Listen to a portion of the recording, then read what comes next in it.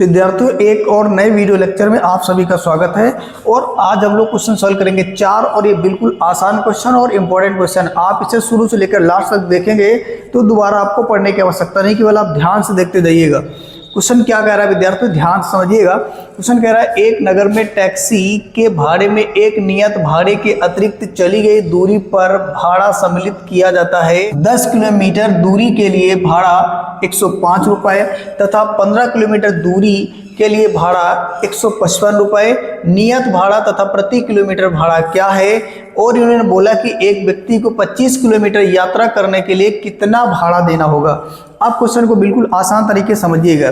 कहने का मतलब ये है कि अगर आप कहीं पर जा रहे हैं, मान लो इस स्थान पे आप हैं और यहाँ तक आपको ट्रेवल करना है, तो कहने का मतलब मान लो यहाँ तक तो आपको एक नियत भाड़ा देना पड़ रहा है। ये नियत भाड़ा कुछ भी हो सकता है विद्यार्थियों। चलो मैंने मान लिया कि ये नियत भाड़ा हमारा कितना हो गया, 100 रुपया। लेकिन अब हमारी इच्छा हुई कि अब मैं और आगे जाना चाह रहा हूँ, और आगे जाना चाह रहा हूँ। मतलब मान लो कि मैंने कि 2 किलोमीटर का सफर तय किया, तो आप समझिएगा इतना भाड़ा, यानी यहाँ से लेकर यहाँ तक का जो भाड़ा 100 रुपया, ये तो तुमको देना ही पड़ेगा। उसके बाद अगर आप इतनी दूरी तय कर रहे हैं, अगर आप इतनी दूरी तय कर रहे हैं, तो इसके लिए आपको अलग भाड़ा देना पड़ेगा। तो यही तो बोला गया विद्यार्थियों, अतिरिक्त भाड़ा। तो इससे कैसे सॉल्व करेंगे, ध्यान से समझते हैं।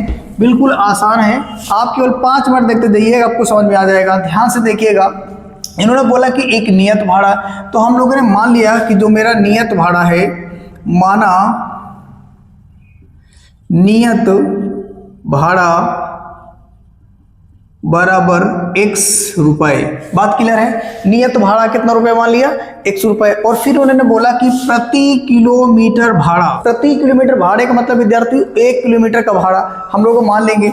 यह लिखेंगे विद्यार्थियों प्रति किलोमीटर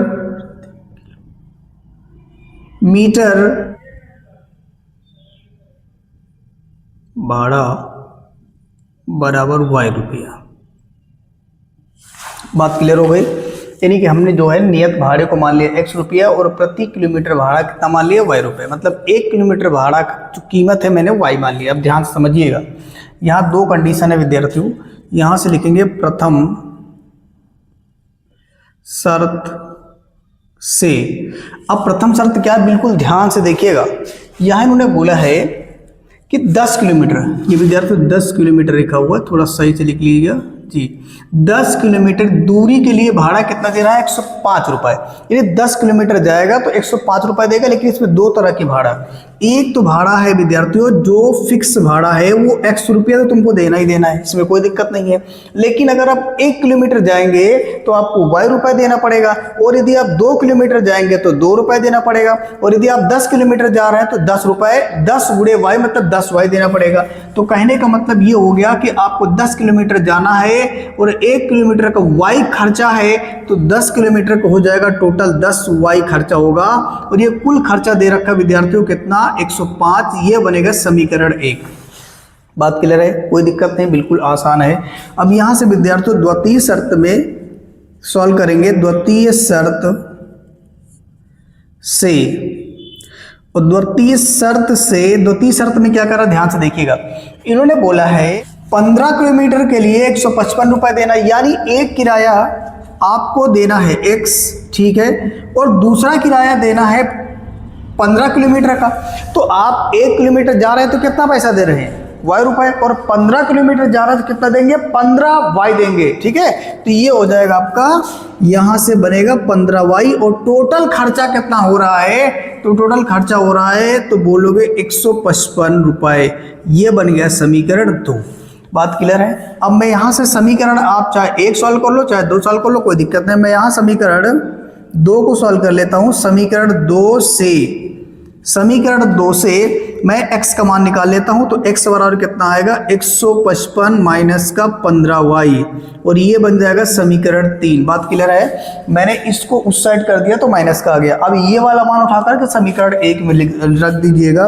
यहां लिखेंगे विद्यार्थियों समीकरण 1 में x का मान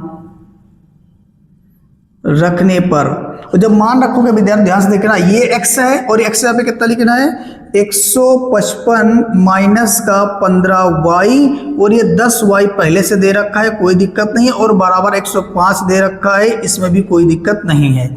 अब इसको आगे सॉल्व करेंगे विद्यार्थियों, तो ध्यान से देखना, ये और ये मिलकर कितना हो जाएगा, तो आप बताओगे 5y, वो भी किसका, माइनस का, यानी 155 हो जाएगा और माइनस का 5y हो जाएगा, बराबर 105 होगा विद्यार्थियों। और इसको आप उधर ले जाओगे तो प्लस का हो जाएगा, इसको इधर लेके आओगे तो माइनस का हो जाएगा, यानी ये बनेगा विद्यार्थियों 155 माइनस का 105 बराबर प्लस का 5y, प्लस का 5y। बात क्लियर है, कोई दिक्कत नहीं है। आपने इसको इधर कर लिया, माइनस को हो गया, आप उधर कर दिए इसको, प्लस को हो गया।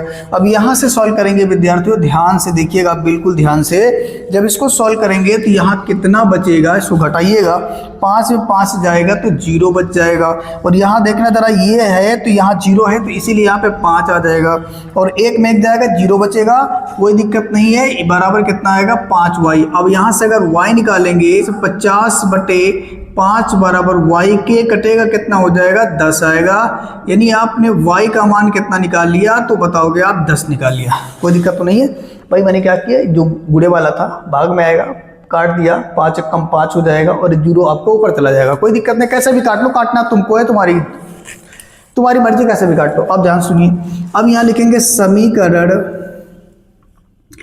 3 में, हमको y भी तो चाहिए, इसके लिए समीकरण ये बनाया था। समीकरण 3 में y का मान रखने पर, जब मान रखेंगे समीकरण 3 में y का, तो क्या होगा, ध्यान से देखना, यहाँ x बराबर ये कितना हो जाएगा 155 माइनस का 15 गुणे y की वैल्यू कितनी निकाली थी आपने 10, तो इसे सॉल्व किया तो कितना आ गया, x बराबर 155 माइनस का 15 धम्मा 150, यानी यहाँ से मिलेगा x बराबर, घटा दोगे तो कितना आएगा 5 आ जाएगा, कितना आ जाएगा 5 आएगा, यानी 155 में से 150 घटाओगे तो कितना आ जाएगा 5 आएगा। बात क्लियर है विद्यार्थियों, मैंने x और y निकाल लिया है। अब आगे कहानी क्या करेंगे, ध्यान से समझिएगा, यानी आप ये कह सकते हो कि ये कह सकते हो जो आपका भाड़ा है, नियत भाड़ा, वो आपने निकाल लिया, नीचे लिखोगे नियत भाड़ा बराबर x था, और x आपने कितना निकाला 5, तो ये 5 रुपए हो जाएगा पहला आंसर। इसी तरीके से दूसरा आंसर आ जाएगा विद्यार्थी, यहां से प्रति किलोमीटर का भाड़ा बराबर कितना था y, और y आपने निकाल लिया 10 रुपए, ये हो गया सेकंड आंसर। अब लेकिन थोड़ा सा और आपको करना आगे, इन्होंने बोला था यदि आप 25 किलोमीटर जा रहे हैं तो 25 किलोमीटर का भाड़ा कितना लगेगा, तो ठीक है, ध्यान से देखिएगा, यहां लिखेंगे व्यक्ति द्वारा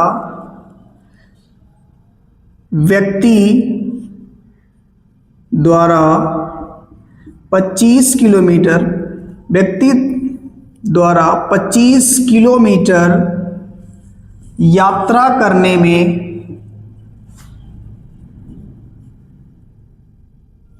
लगा कुल भाड़ा बराबर क्या होगा, ध्यान से, यहां से मैंने नियत भाड़ा कितना था मेरा x ले लिया। अब हम 25 किलोमीटर जा रहे हैं, ध्यान सुनिएगा, अगर आप 1 किलोमीटर जाते हैं तो आप y रुपए दे रहे हैं, और अगर आप 25 किलोमीटर जा रहे हैं तो पैसा कितना पड़ेगा, तो 25y हो जाएगा ना जी, गुणा कर देंगे तो यहां से हो जाएगा 25y होगा। अब इसे मान रख दीजिएगा, x का मान आपने कितना निकाला विद्यार्थियों, तो ये आ गया 5, और यहाँ ये हो जाएगा आपका 25 गुणे y, और y कितना निकाला विद्यार्थियों, कहाँ गया 10, तो ये आपने 10 कर दिया। इसको सॉल्व करेंगे तो 5 और ये हो जाएगा 250, और इसको जोड़ोगे तो हो जाएगा 255 रुपया। बात क्लियर है विद्यार्थियों, मैंने इसको बिल्कुल आसान तरीके से सॉल्व कर लिया है। आप इसे एक बार दोबारा देख लीजिएगा, अगर समझ में नहीं आया तो बिल्कुल समझ में आ जाएगा विद्यार्थियों, बिल्कुल आसान है। और यदि आपको ये समझ में आया तो आप इसे लाइक करिए और चैनल को सब्सक्राइब करिए, ताकि इसके बाद का जो भी क्वेश्चन अपने चैनल में डालूं उसका नोटिफिकेशन आपको सबसे पहले मिले। Thank you.